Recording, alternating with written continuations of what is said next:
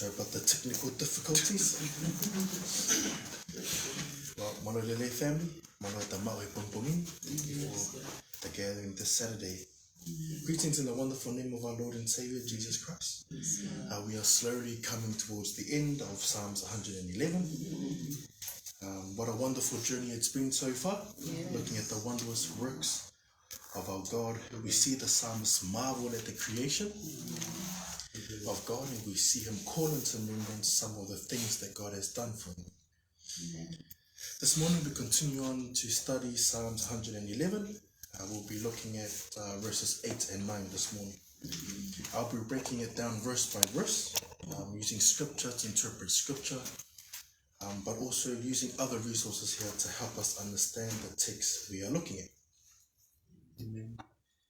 There are two main points I would like us to keep in mind when we read these two verses. And one is that the Lord's work is sustainable, and two, that he is a covenant-keeping God. So one, that the Lord's work is sustainable, and two, that he is a covenant-keeping God.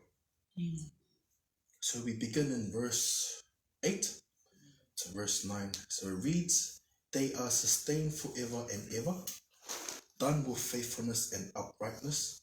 He has sent redemption to his people. He has commanded his covenant forever. Holy and fearful is his name." So we begin. They stand fast forever and ever and are done in truth and uprightness. The psalmist goes on to explain that the works of the Lord is sustained. The King James Version uses the word "they stand fast," which comes from the Hebrew word somek. It means the following: to support, to uphold, or to sustain. And sustain meaning continuing on for an extended period without interruption. From the psalmist, we have seen the Lord's work explained through his psalm.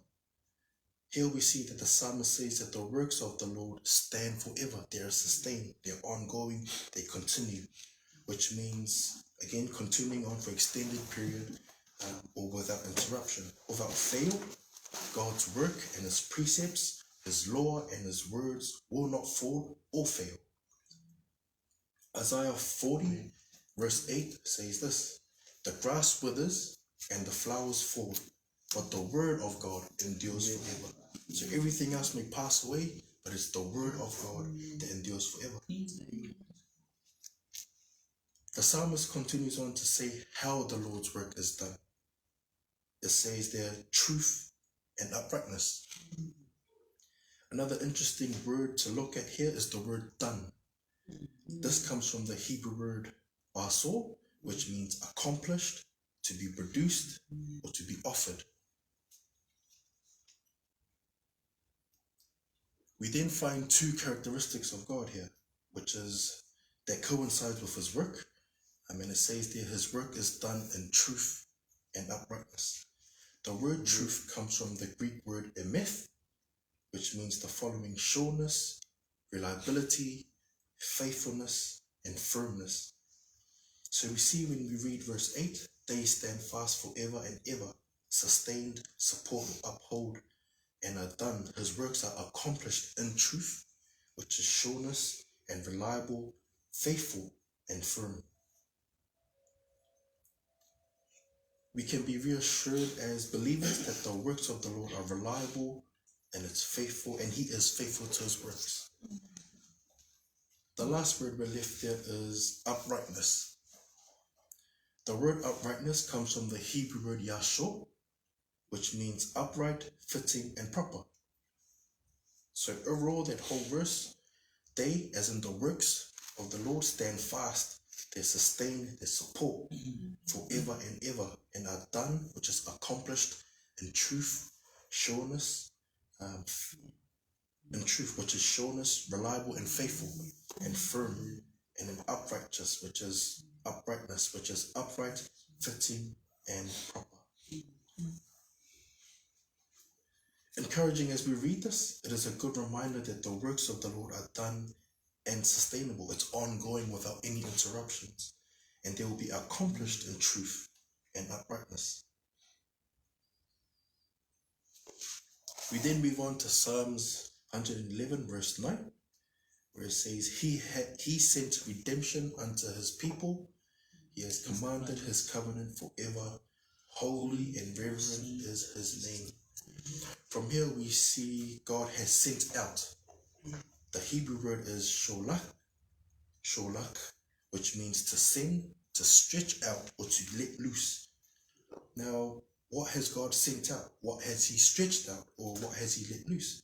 We find there it's the word redemption. So the word redemption comes from the Greek, Hebrew word pedoth, which means ransom.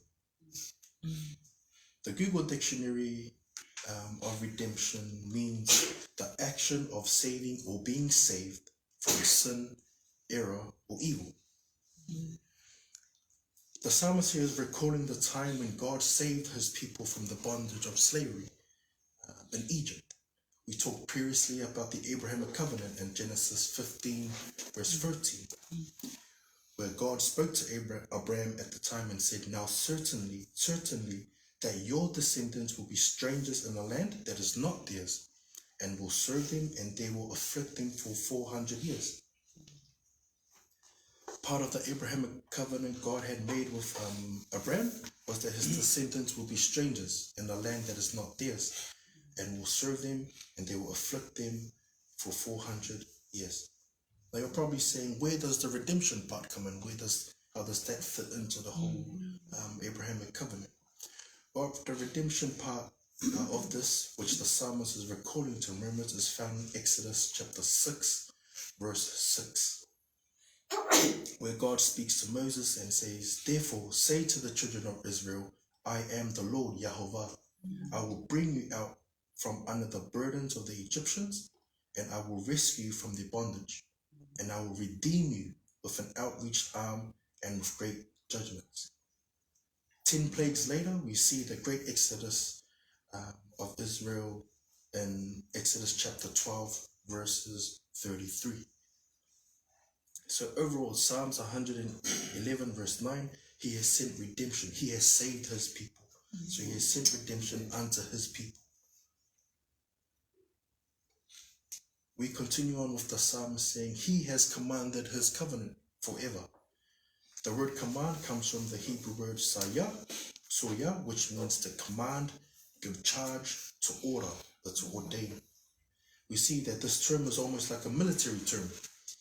Like when a higher officer gives an order to a younger soldier to do, the soldier says, yes, sir, and it's done. The psalmist tells us that the Lord has commanded, has given charge, has ordered his covenant.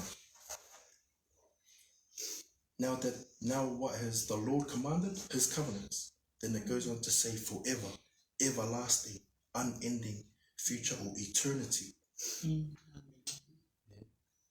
The psalmist here is talking about the Abrahamic covenant again, which is usually declared as a forever covenant. Genesis 17:7 says, And I will establish my covenant between me and you, and your descendants after you in the generations, for an everlasting covenant between me and you and your descendants after you for the generations to come, to be your God and the God of your descendants after you. So this happens after Abraham got his name changed to Abraham, meaning the father of many nations. Another reason why this may be called an everlasting covenant or forever covenant is because some of the promises that the Lord has made to Abraham has not yet taken place. According to Ariel Ministries, in the study of the 8 covenants, the example of the covenant not fulfilled is the land covenant, which has not been fulfilled to this day. Now, I looked up what the promised land is and what that looks like. So, according to Got Questions, it is modern-day Israel, including Gaza and the West Bank and Jordan, as well as parts of Egypt, Syria, Saudi Arabia, and Iraq. That's the land, that's the promised land that was meant to be given to the people of Israel. Amazing to know that throughout many years that has passed in Abraham's time, that God is still faithful, sure, and stable with the promises he has made to Abraham. What an amazing God we serve. Despite the many circles of falling, God is still faithful to his covenant. The psalmist rounds up with the worship and praise of God's mighty works by drawing the attention to the creator of all things. All the things that we have read about in Psalms 111. He draws the attention to God by mentioning two attributes of God, which is holy and reverend. Holy comes from the Hebrew word kodesh, which means sacred, holy, or set apart. And the word reverend comes from the Hebrew word yareh, which means to stand in awe, to honor, to respect, and to fear. So overall, he, as in God, sent. Remember, sent is to stretch out or to let loose. What has he sent out? Redemption, to save his people. He has commanded, and remember, commanding the military term, to order, to give an order or to ordain his covenant forever. Holy, sacred and set apart, and reverent, stand in awe, to honor and respect his name. That concludes our little devotion for Psalms 111 verses 8 and 9. We've learned a couple of things here. One, we learned in verse 8 that the Lord's work are done, accomplished, and sustainable. And two, that the works of the Lord are built on the foundations of truth and uprightness. In verse 9, we learned that God is a covenant-keeping God, and we see that evident through the short readings of Abraham's life. There are two verses I would like to leave for us as an encouragement. Our first one is Isaiah 40, verse 8. The grass withers and the flowers fall, but the word of God endures forever. Isaiah vahe whanua vesi walu o behene lea. O kumea ai mohuku, o kumahekau ai fisi, ka koe folofolo o tau o tua e tu o tangata. Psalms 111 verse 2. Great are the works of the Lord. They are studied by all who delight in them. Bless you, family. Be encouraged in God's word and in your prayer time this morning. Malo abito. Praise the Lord. Praise the Lord. Praise the Lord.